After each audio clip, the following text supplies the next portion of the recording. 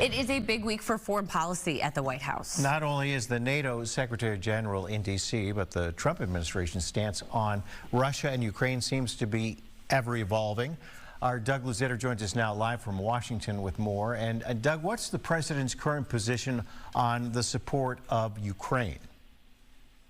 Well, the president had a couple of big announcements yesterday. One has to do with new sanctions going after trading partners of Russia, which is really how you build pressure on the Russian economy. But there's a kind of a 50-day period before that would kick in, and that presumably allows time for Russia to get to the negotiating table if, in fact, they're interested. So this may be an effort to really kind of call Putin's bluff to see if he is, in fact, willing to deal. If not, in theory, those tariffs go into place. The other aspect of this has to do with getting more arms, U.S.-built arms systems, to Ukraine. And there's a little bit of a bank shot involved here, in that this would involve European allies giving their systems to Ukraine, and then the U.S. would replenish those to those allies that would have to purchase them.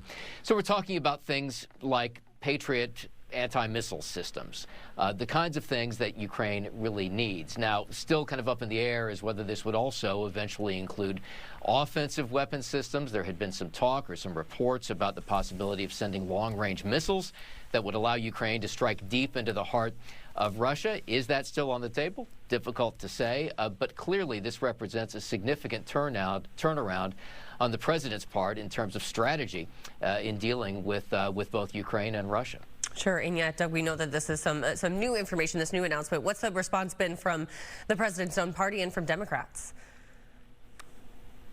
Well, there's, generally been support. There's, a fair amount of bipartisan support for Ukraine here on Capitol Hill. At the same time, there was this big bipartisan effort to pass a sanctions package on Russia, and that's probably going to be put on the back burner now, but it would allow the president to ramp up sanctions even further should he feel that's necessary. So that's always a possibility. Right.